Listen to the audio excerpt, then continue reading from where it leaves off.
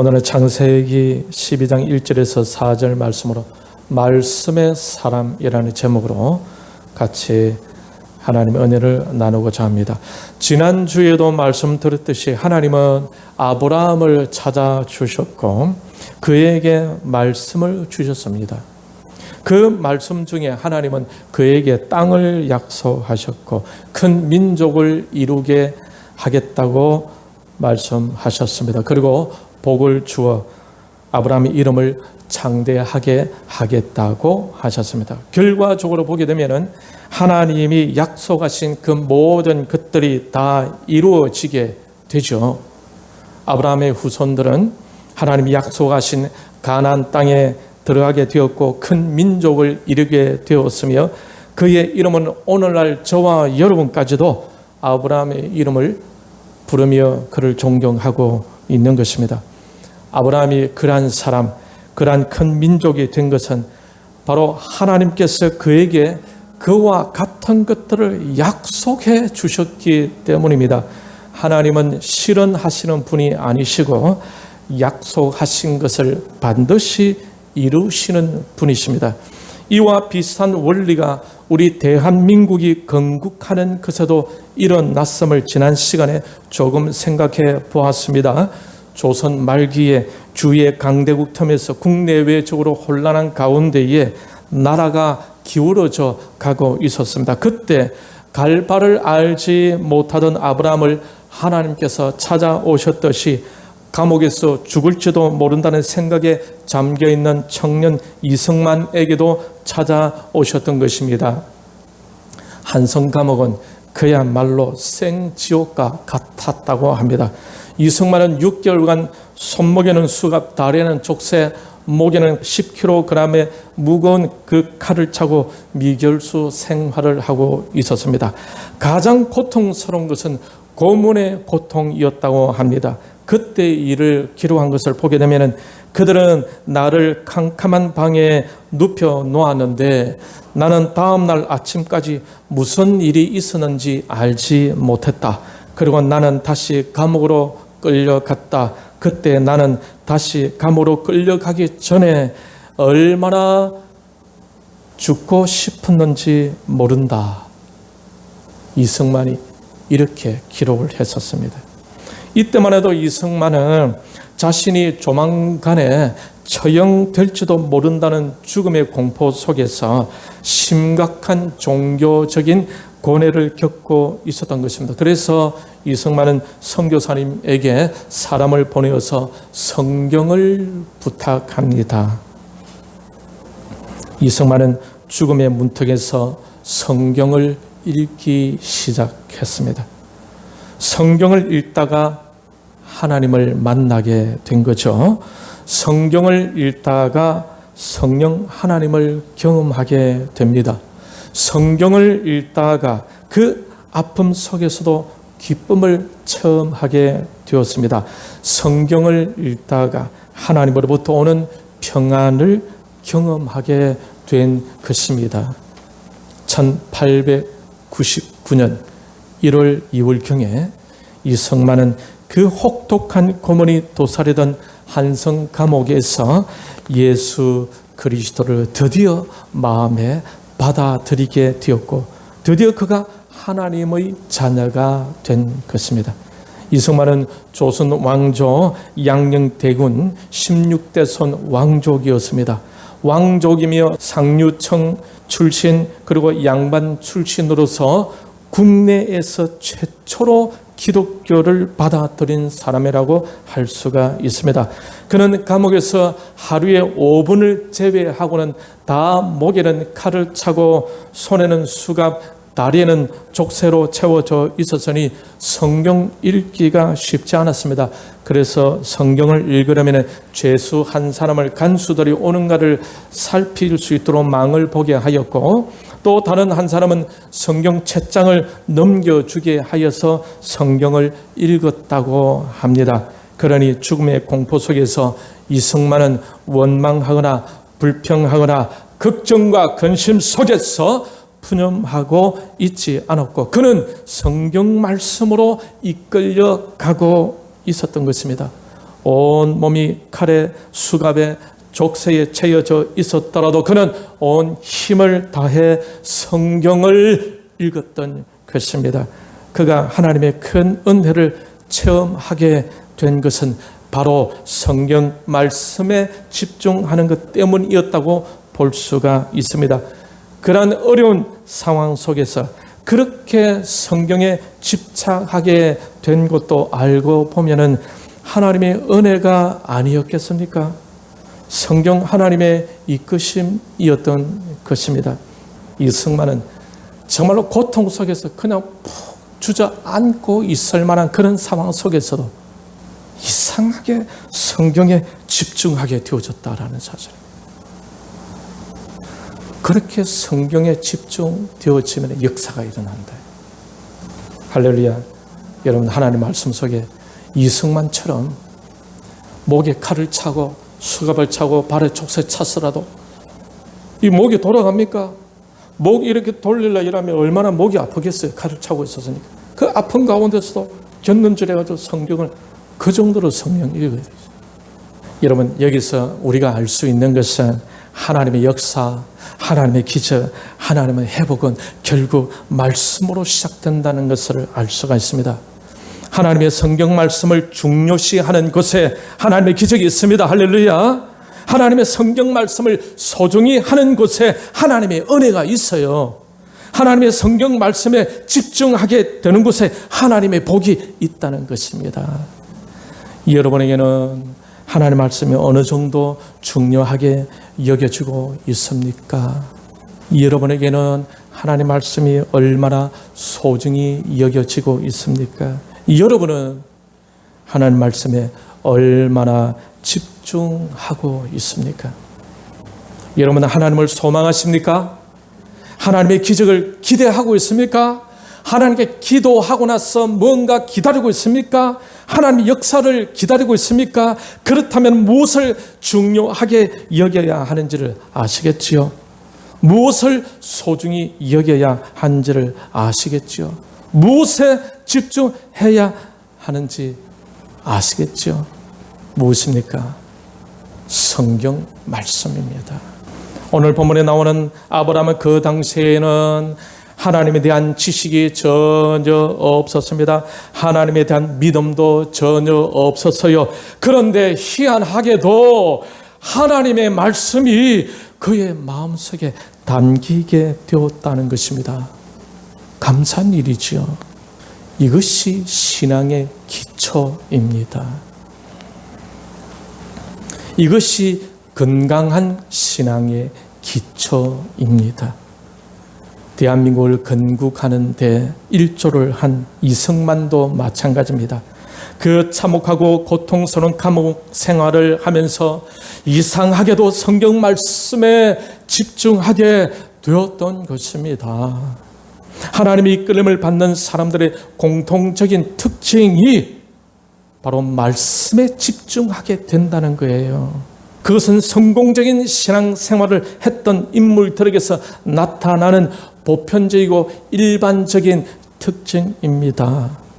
마귀의 이끌림을 받는 사람들의 특징은 하나님의 말씀에 대한 권위를 무시하게 된다는 거예요. 마귀의 꼬임을 받은 하와처럼 자기 생각에 집착하게 됩니다. 여러분, 신앙생활 잘하고 교회에서 참 모범적인 신앙생활을 하는 사람들이 말씀을 소홀히 하는 사람 봤습니까? 교회에 헌신하고 교회를 위해서 봉사하고 영혼들을 사랑하고 영혼들을 챙기고 돌보는 사람 중에 하나님의 말씀을 소홀히 하는 사람 아무도 없어요. 이 말은 뭐냐면 하나님 말씀을 소중히 하고 이승만처럼 하나님 말씀을 생명처럼 다가가는 사람에게는 그러한 변화와 함께 그러한 삶의 열매가 있게 된다. 그런데 마귀의 이끌림을 받는 사람들에게는 하나님의 말씀에 대한 권위가 사라지게 됩니다. 하나님 말씀에 대한 권위를 잃어버리게 돼요. 하나님 말씀은 그저 그냥 들리는 거예요. 그냥 한 귀로 흘러버리는 것이죠. 그러면서 여전히 하와처럼 자기 생각에, 자기 감정에, 자기 판단에 집착하게 되어진다라는 것입니다. 여러분도 하나님의 이끄심을 받으며 하나님의 기적의 시간을 향해 점점 가까워져 가고 있다면은 아마 여러분도 지금 하나님 말씀에 집중하고 있을 것입니다. 여러분 주의를 보십시오. 하나님 말씀을 중요시하고 하나님 말씀을 소중히 여기고 하나님 말씀에 집중하는 그 사람 곁에 있으면은 덩달아 복을 누리게 되어집니다. 그런데 만약 하나님 말씀을 소홀히 하고 하나님 말씀을 평가절하하고 하나님 말씀을 습관적으로 무시하는 사람 곁에 있으면은 그들이 하나님의 저주 받을 때에 같이 어려움을 당하게 된다라는 것입니다. 조선말 고종 황제는 선택하는 모든 족족 항상 망하게 될 청나라를 의존하고 망하게 될 러시아를 의지하다가 결국 조선도 망하고 말았습니다. 그런데 이승만은 나중에 대한민국을 건국하고 미국과 세계의 패권 국가 미국과 동맹을 맺었습니다. 미국은 별 마음이 없었어요. 왜? 그 가난하고 그 무식한 그 나라, 그렇죠? 뭐 동맹 맺을 가치도 없는 그 나라에 미국이 뭐 선뜻 동맹 맺자 하겠습니까? 미국은 별 마음이 없었어요. 그런데 이승만은 거제도 포로 수용소에 수감된 포로들을 강제로 석방시키면서 미국을 협상 테이블로 끌어내어 왔고 한미 상호 방위 조약을 맺습니다. 한미 상호 방위 조약이란 무엇이냐면은 미국이 다른 나라로부터 공격을 받아서 어려움을 당할 때에 우리 대한민국이 가서 같이 싸우겠다는 겁니다. 그리고 우리 대한민국이 다른 나라로부터 공격을 받을 때 미국도 와서 같이 서로 상호적으로 서로를 위해서 싸워주겠다라는 것입니다. 여러분, 세계에서 가장 가난한 나라의 대통령이 세계에서 가장 강한 나라를 불러놓고 이런 협상을 맺었던 거예요.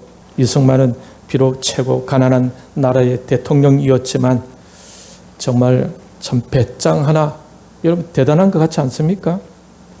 이 대한민국이 이렇게 번영하게 된 이유 중에 하나가 바로 청교도 정신이 섬에져 있는 미국과 가까이 한 것입니다. 세계사를 보게 되면은 중국과 관계 맺은 나라들은 거의 다 중국의 속국이 되었고 부유하게 된 나라들이 거의 없습니다. 지금 중국이 1대1로라는 그 계획을 가지고 전 세계 그 주위에 있는 나라들 다 경제적인 관계를 맺어서 어떻게 해보려고 하지만 지금은요, 세계 모든 나라 다 중국을 외면합니다. 그래서 중국에서 볼 때 어느 나라가 중국을 이해해주는 나라가 하나도 없다고 합니다. 왜?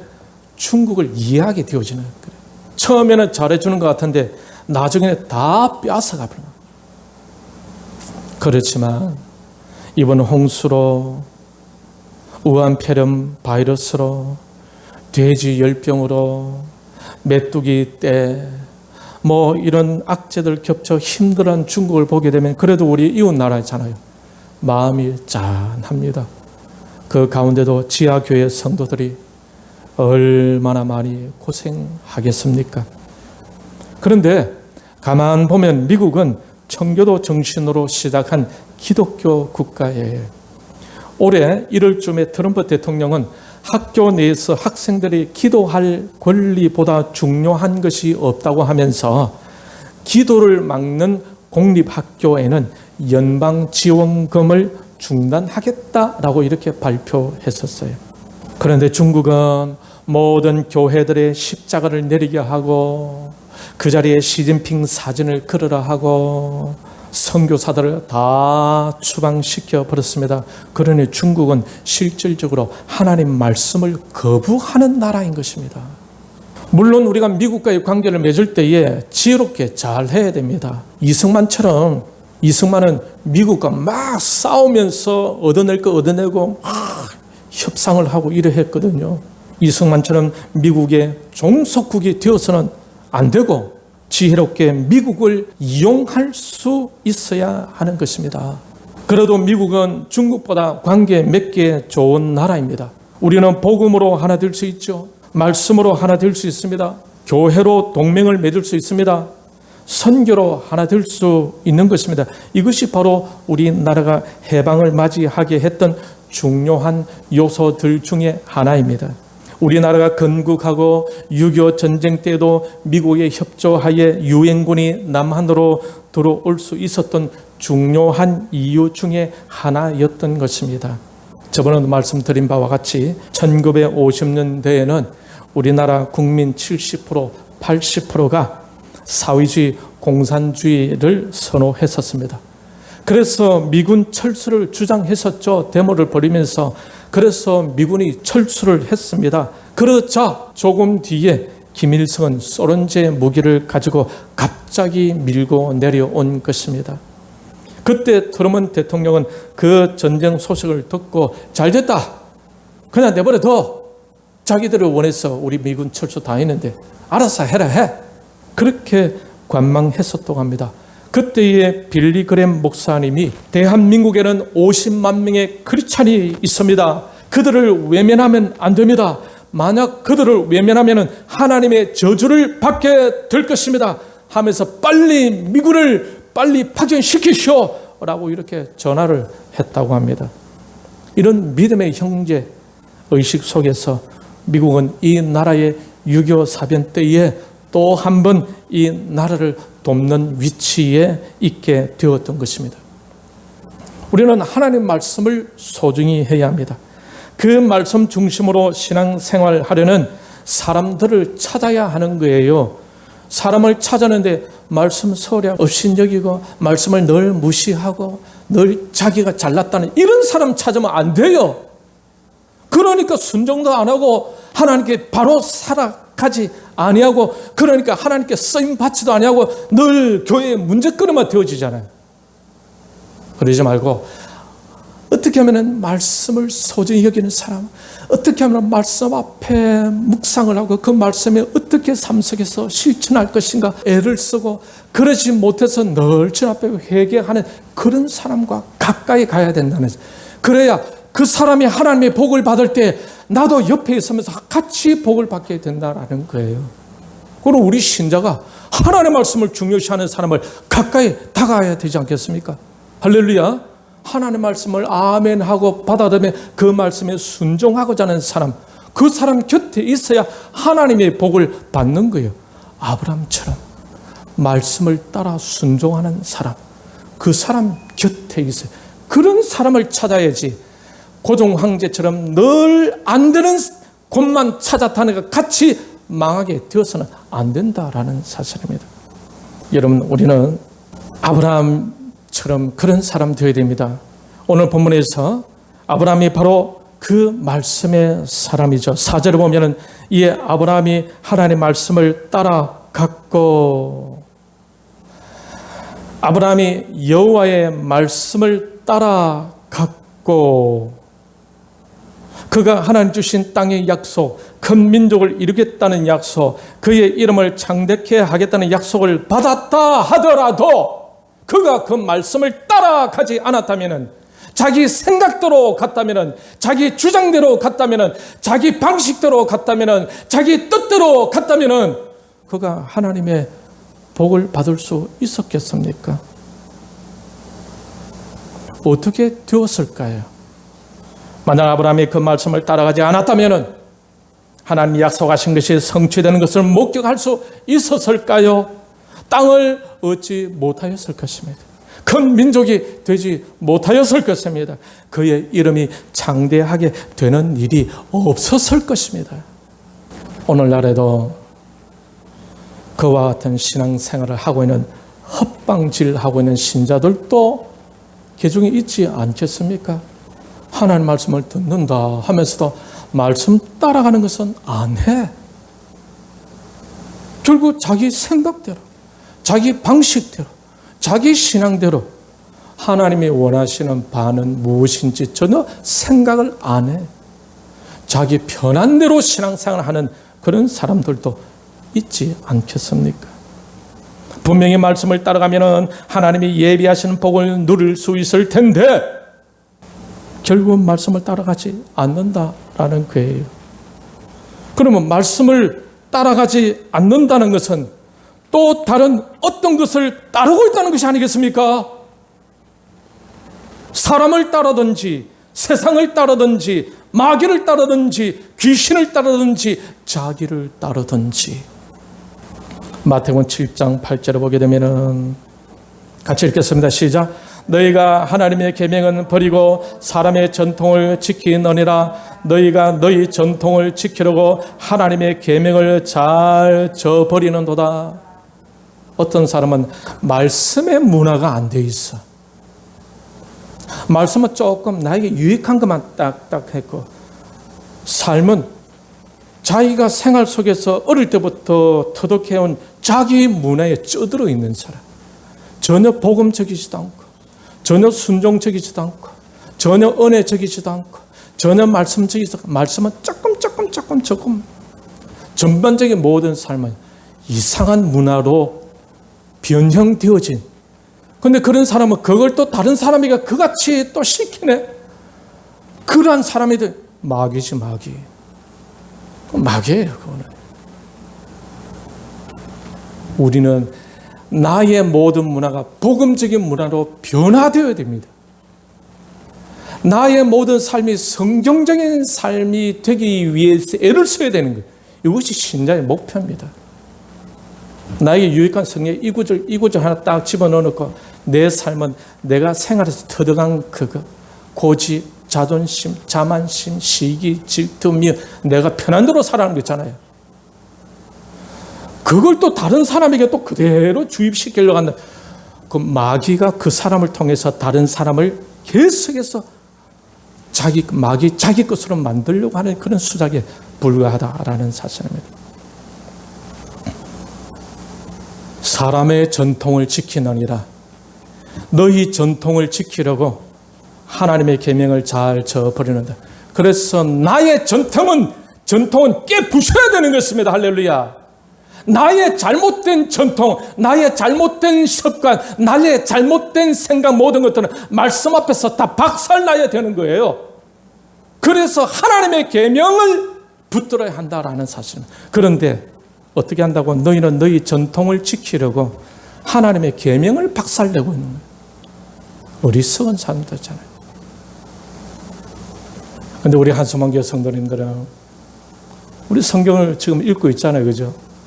성경을 읽고 있잖아요. 성경을 묵상하고 어떻게 하면 그 말씀의 문화를 내 삶 속에 깊이 새기고자 나의 자존심, 자만심, 교만, 시기, 질투, 미움, 내가 자라오면서 그 잘못된 문화로 찌들어진 나의 이상하게 변형되어진 그걸 견고한 진 같은 것을 다 말씀으로 파헤치고 하나님의 나라로, 성령의 충만한 나라로 만들기 위해서 얼마나 애를 쏘십니까?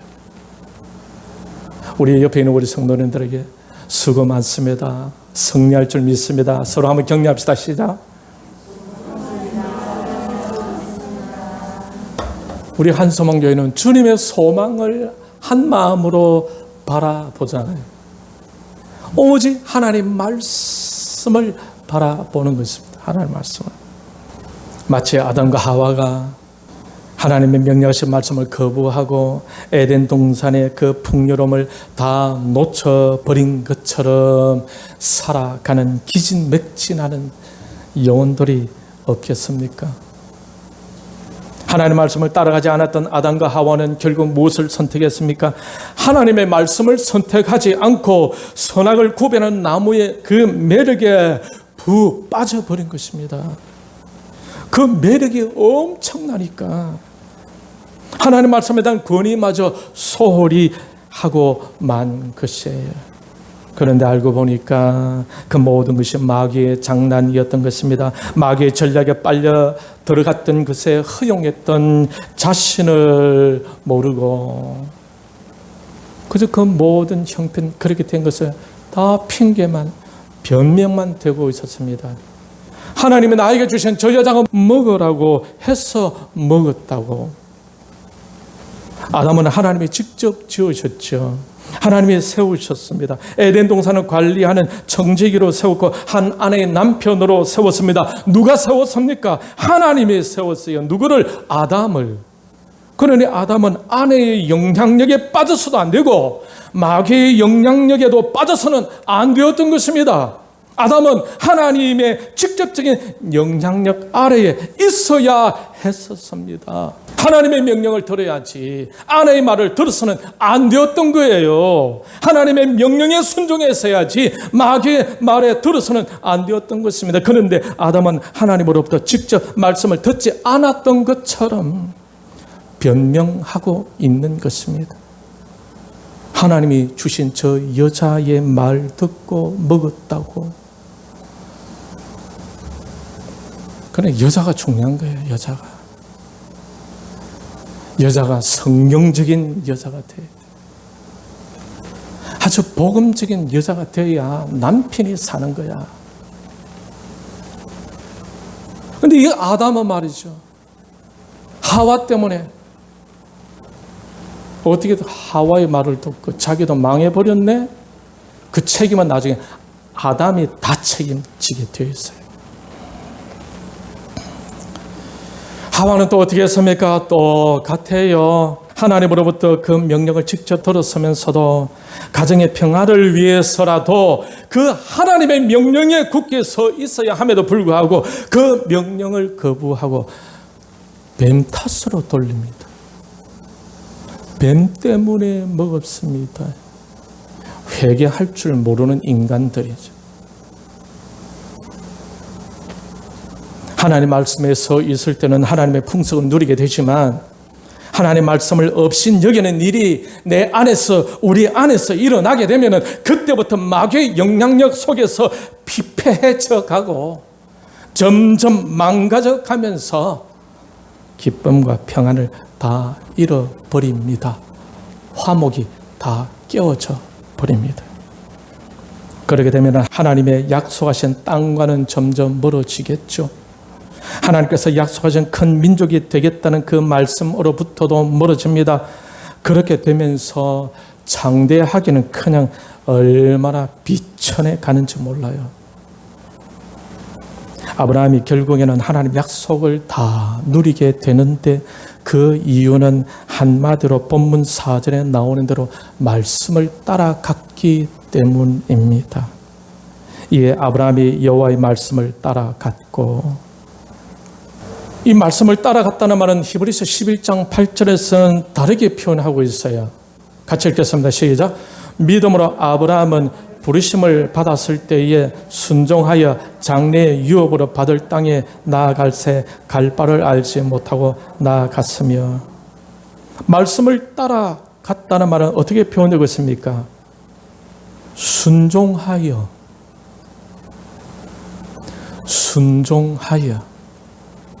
여러분, 말씀 중심의 사람은 순종하는 사람입니다. 여러분, 교회에서도 순종 잘하는 사람 보면요, 말씀 앞에 서려고 얼마나 발버둥 치는지 몰라요. 순종 안 하는 사람들을 보면 말씀보다 자기가 더 위에 있던 거예요. 그런 사람은 순종 잘 안 합니다. 왜? 콧대가 높았어요. 교만했어요.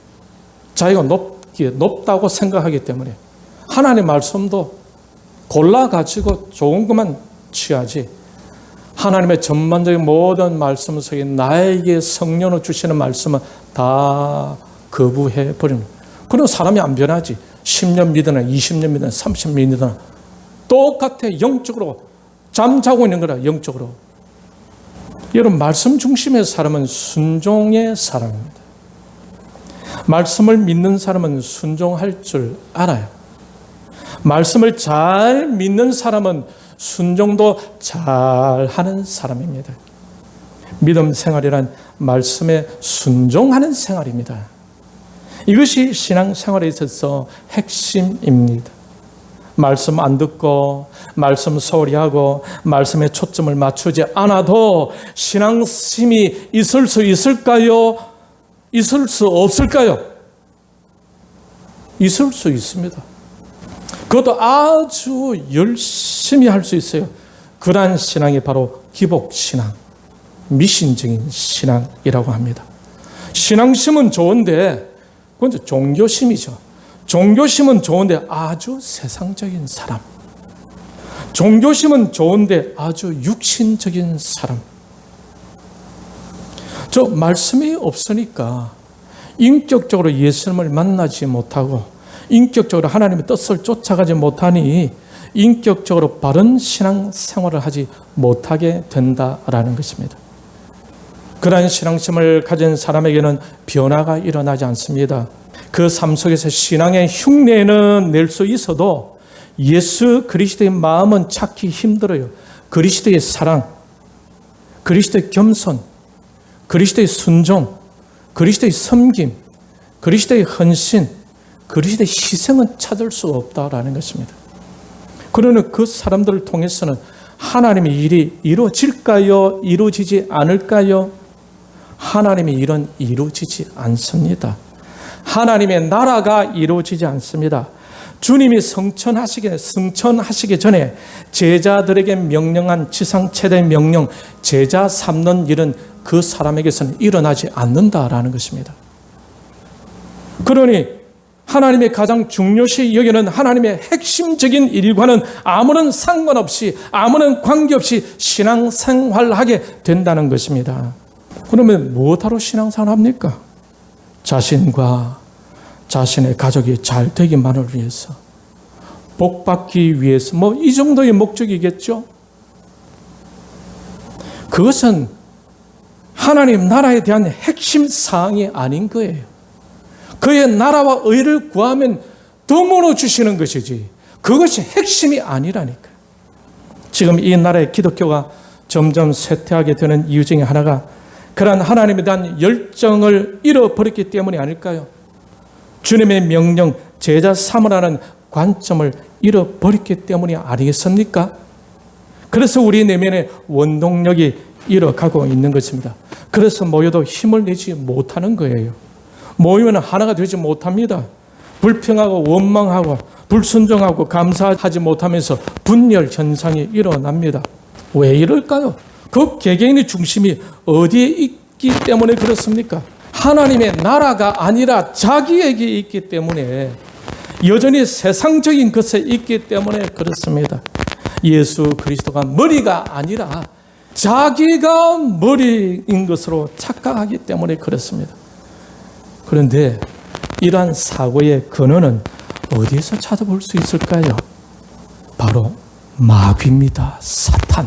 하와가 하나님 말씀, 하나님의 명령을 거역하게 된 것은 바로 마귀와 대화 속에서 자신도 모르게 그렇게 되고 만 거예요.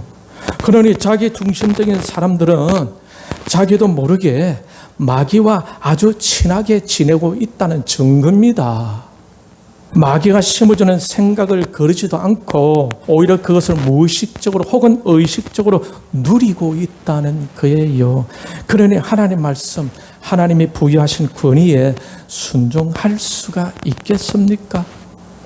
지난번 지도자 모임 때 언급해 드렸던 것처럼 지금 이슈가 되고 있는 동성애 문제, 그 문제로 인해 파생된 차별금지법 문제, 이런 문제는 결국 1917년 소련 공산화 혁명 때부터 시작된 것이라고 말씀드렸습니다. 모든 것을 다 똑같이 나누며 사는 공산주의가 성공하기 위해서 기존의 모든 권위를 해체시키고 부인해야 한다는 것이었어요. 가족이 있으니까 가족을 지키기 위하여 그 사유재산을 강조하게 될 수밖에 없고, 그렇게 되면 공산화가 이루어지지 않는다는 것입니다. 그런데 그 가족의 근원은 성경에서 나오니 가족을 파괴시키기 위해서는 기독교를 파괴해야 한다는 것입니다.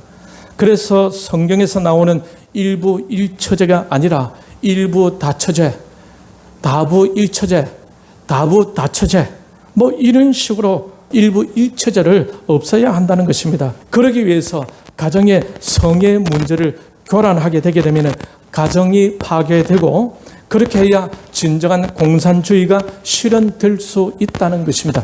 이것이 바로 1917년도 소련 볼셰비키 혁명 그때부터 일어난 사상인 것입니다. 이러한 정신이 1968년도에 프랑스 68혁명으로 이어지고 그 68혁명으로 프랑스가 이제 자살길로 올라섰다라고 했는데 지금 그 정신이 우리나라의 상륙에서 동성애 법안, 차별금지법 법안을 만들고자 하고 있는 것입니다. 공산주의는 유물론, 무신론입니다. 그러나 공산주의에게는 우리 기독교가 제일 큰 적이 될 수밖에 없는 것입니다. 기독교 때문에 공산화가 안 된다. 이것이 칼 막스가 죽기 전에 깨달은 거예요. 그래서 마귀는 에덴 동산에서부터 해서 지금까지 하나님 말씀의 권위를 무너뜨리려고 하는 것입니다. 이것이 근본적으로 마귀의 책략입니다. 우리 안에서 하나님 말씀을 업신 여겨져 가고 있다면 자신도 모르게 마귀의 소나기 속에 들어가고 있음을 깨달아야 합니다. 하나님 말씀의 권위가 무너지면요, 다 무너져요. 도덕도 무너지고 윤리도 무너집니다. 가치관도 무너집니다. 그러면은 공산주의는 오겠죠. 그렇지만은 세상은 거룩과 먼 세상, 오합지졸의 세상, 위아래가 없는 무질서의 세상, 방종의 세상이 되는 것입니다. 그러니 이승만 대통령이 주장한 대로 그러한 공산주의 나라가 되면 망하게 될 수밖에 없다는 것입니다. 아브라함은 말씀을 따라 순종하여 갈 바를 알지 못하고 오직 하나님의 말씀을 쫓아갔습니다. 로마서 4장 18절에는 이런 아브라함에 대해서 이렇게 기록하고 있어요. 아브라함이 바랄 수 없는 중에 바라고 믿었으니. 같이 한번 읽을까요? 시작. 아브라함이 바랄 수 없는 중에 바라고 믿었으니. 무엇을 믿었습니까? 하나님이 주신 말씀을 잊지 않고 믿었다는 거예요. 이 대한민국이 건국되기 훨씬 전에 이승만이 한성 감옥에서 성경 말씀 읽는 것에 올인하게 되었다는 것은 우리 신자에게 큰 의미를 주는 것 같지 않습니까? 이 나라의 건국이 성경 읽기에서 시작되었다는 것이 자랑스럽지 않습니까? 여러분은 하나님 말씀을 얼마나 소중히 여기고 있습니까? 여러분은 하나님 말씀에 지금 어느 정도 집중하고 있습니까? 하나님의 기적은 말씀으로부터 시작됨을 잊지 마시길 바랍니다. 하나님의 회복도 말씀으로 시작됨을 기억해야 합니다. 아브라함이 땅을 얻고 큰 민족이 되고 그의 이름이 장대하게 된 것은 바로 말씀을 따라 순종해 갔기 때문이며 이 대한민국이 자유민주주의로 건국하게 된 것도 이승만 청년이 감옥에서 성경 읽게 됨으로 시작되었음을 신자라면 간과해서는 안 됩니다. 그러므로 이 나라의 건국은 성경을 읽는 것에서 시작되었음을 기억해야 합니다. 여러분은 지금 무엇을 소망하고 있습니까? 여러분은 지금 하나님으로부터 어떤 기적과 어떤 역사를 기대하고 있습니까? 그리고 그러한 것들을 누릴 수 있기 위해서 무엇에 초점을 맞춰야 할지 아시겠죠? 바로 말씀입니다. 말씀을 읽는 것을 멈추고 있다면 다시 정직하게 시작하시길 바랍니다. 말씀을 듣는 것을 멈추고 있다면 다시 시작할 수 있기를 바랍니다. 묵상한 말씀을 삶 속에 적용하는 것에 열심히 식어지고 있다면 다시 시도하시길 바랍니다. 말씀을 따라 움직였던 아브라함처럼 옥중에서도 성경 읽는 것에 최선을 다했던 이승만처럼 말씀 중심의 신앙인이 될 때에 하나님의 계획과 목적이 이루어집니다. 저와 여러분도 하나님께서 택하여 부르셨으니 하나님의 계획과 목적을 부여받은 사람들인 줄 믿습니다. 그 계획과 목적은 바로 말씀으로 가까이 함으로써 말씀으로 정직하게 나아감으로 된다는 것을 기억하시고 어렵고 힘든 이때에 하나님 말씀으로 더 가까이 나아갈 수 있기를 바랍니다. 하나님 말씀을 들을 때에 온 마음을 다해 집중할 수 있기를 바랍니다. 그리고 들은 하나님의 그 음성을 삶 속에서 실천하여 하나님의 뜻을 이루어 드리는데 귀하게 쓰임 받기를 바랍니다. 지금 나라가 많이 어렵습니다. 이때가 성경으로 돌아가야 할 때가 아닐까요? 정직하게 신실하게 말씀으로 돌아가야 할 때입니다. 말씀으로 돌아가는 저와 여러분이 다 되셔서 하나님의 기적을 경험하고 하나님께 영광 올려드리는 이 나라를 지켜가고 하나님의 나라를 견고히 세워가는 우리 한서망교회 공동체가 되시기를 주님의 이름으로 축원합니다.